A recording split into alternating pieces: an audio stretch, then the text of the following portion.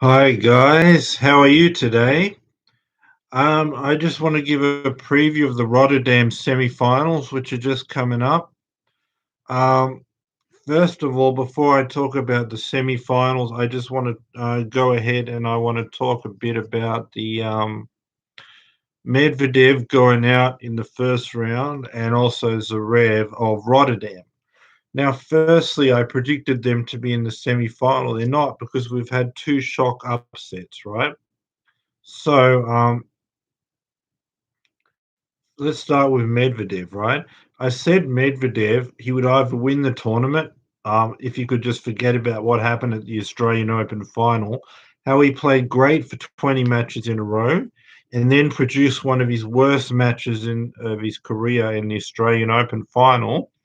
That was to do with the pressure, like breaking through, winning his first Grand Slam, beating Djokovic in a place he'd won it 8 of 8 times previously, and beating Djokovic at his best is too much. So the pressure just broke him down. He produced his worst match.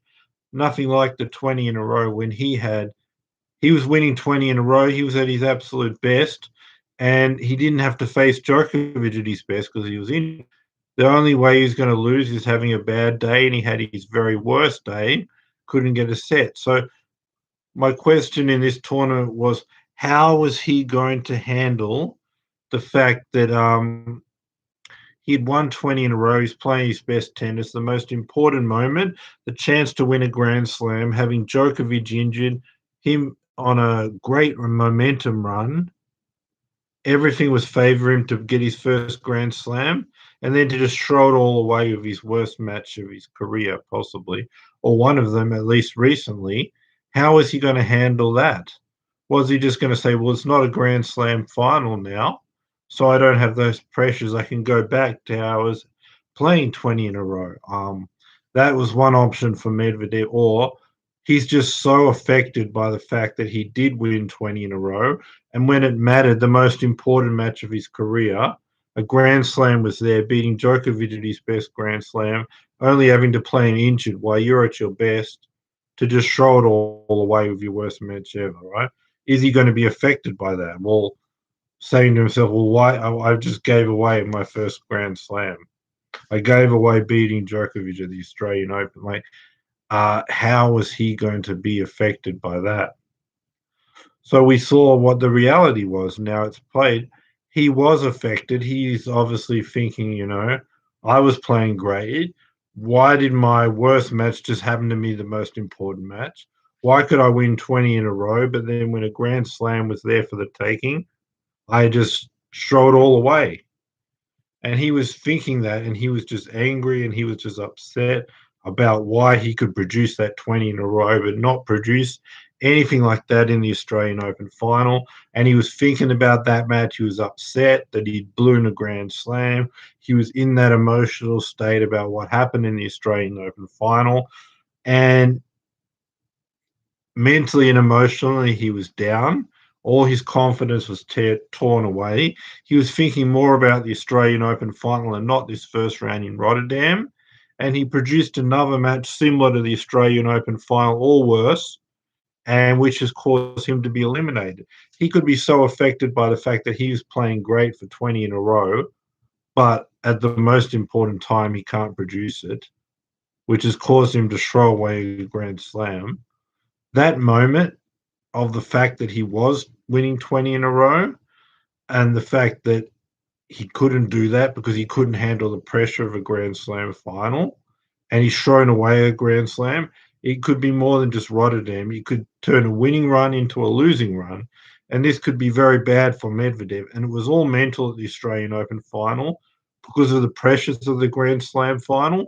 And now the disappointment and the emotional effect of throwing away a Grand Slam is what's affecting me in Rotterdam to also play horrible. So there we have it. Medvedev could be on a losing run. If he broke through and won his first Grand Slam, he would have been at the top of the world. Now he's at the bottom of the world. He's not only went from 20 wins in a row to 2 losses, he's lost 5 sets in a row because straight sets against Djokovic and then straight sets against Lajovic, 5 sets in a row. Medvedev's loss on the back of a 20-match winning streak. So basically, that's where we are. Medvedev's thrown it away. Zverev, it's not the same emotional thing to him. He's just mental all the time. Unfortunately, he has bad games. He lost in the first round against Bublik. I think he's around 80 to 100 in the world, but uh, he has no real reason for it, as Medvedev does. He just is mental, can't handle certain situations. It could be the travel, I don't know. But Zverev just played a horrible match and lost. And when he's on that lower level, anyone can beat him. So Bublik, or however you pronounce his name, took advantage of this is just one of those days for no apparent reason. Zverev is mental. He can't handle it. And really, it's a shame because it's like, I mean, if you're a Djokovic fan, I'm sure you're happy he won the Australian Open, but just to say you can win injured and you don't even need to be your best.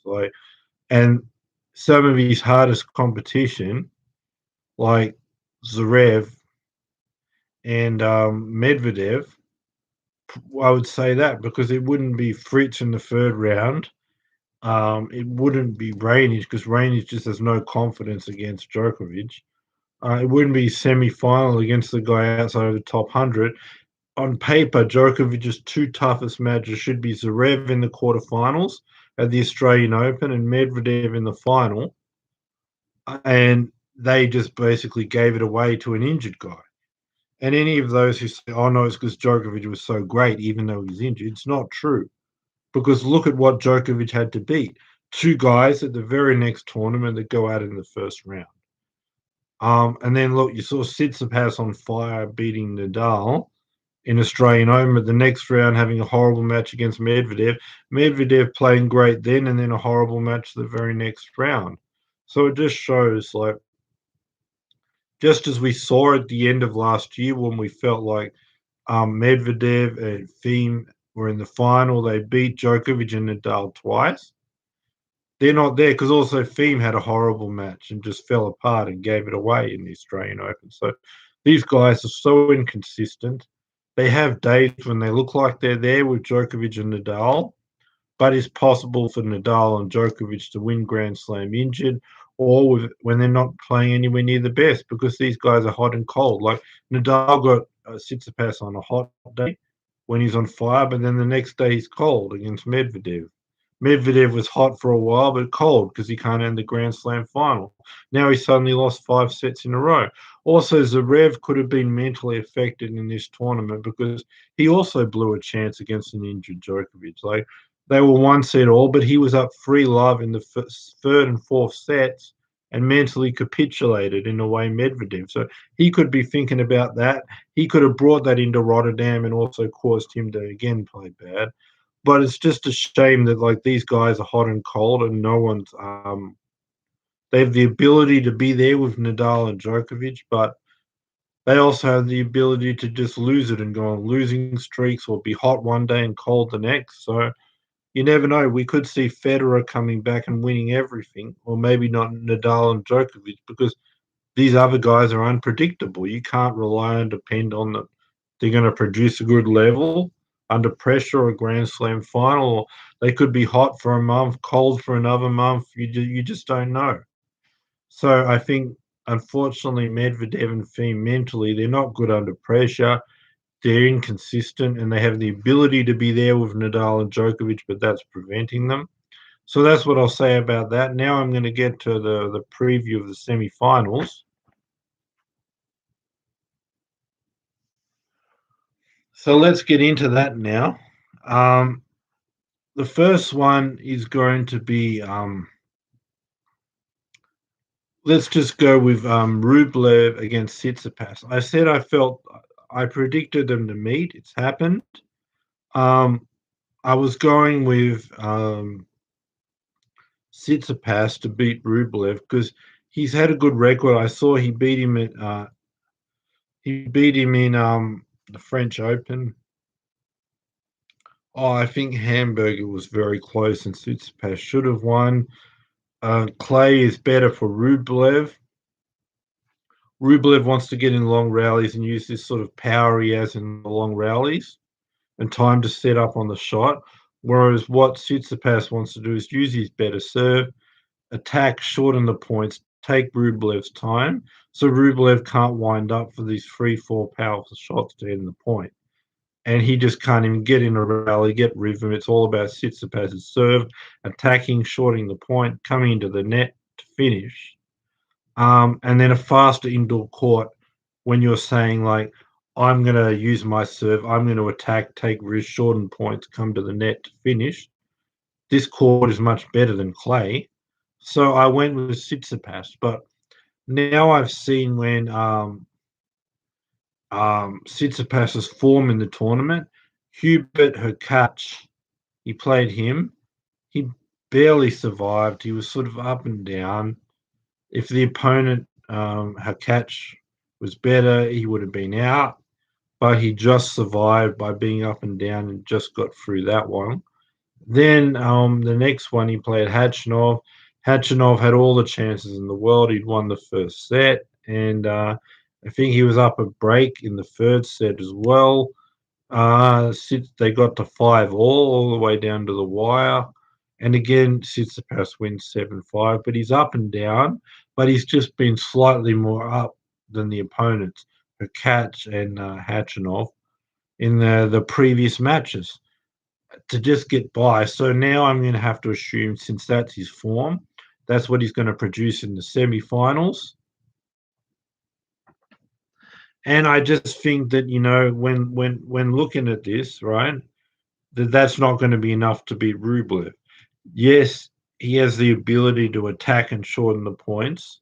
This is an ideal type of court for him to beat Rublev, to stop there being rallies, to disrupt Rublev, serve, power game, attack, shorten the points, maximum reward, and really frustrate Rublev.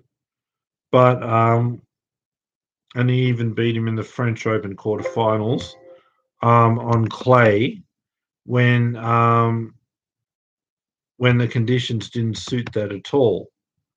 So what I'm going to say is this: I'm going to say sort of the up and down with the inconsistency of Tsitsipas. So what I'm going to say, I just think that like him just being up and down against Hubert Hurkacz and not being able to finish it. And then the same thing with Khachanov.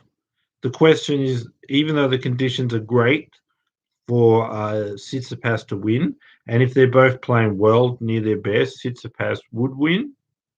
But I just think under these conditions, no, not these conditions, just the way Tsitsipas is up and down, and just up and down, and just the other guy up and down, Hubert Hurkacz, but he's just a bit more up than him to just survive. And same with Khachanov, both Tsitsipas, Khachanov up and down. Tsitsipas is just a little bit more up than down than the opponent and just surviving. I think that's not going to be good enough against Rublev.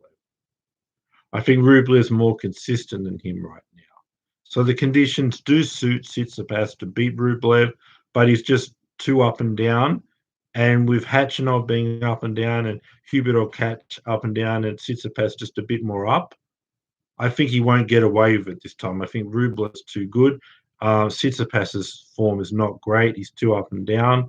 And my question is, can Rublev be a little bit better than Hubert Hurkacz and Khachanov, the way they played? Can he be a bit better to just get over the line to beat this up and down Tsitsipas? I say yes. I say Rublev will be that bit better than what the opponents, Hubert Hurkacz and Khachanov.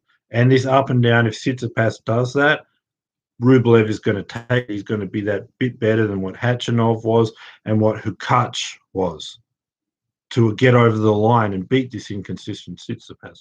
But if Tsitsipas plays his best, he'll win. The conditions suit big serve, attacking game, shortening the point and coming to the net.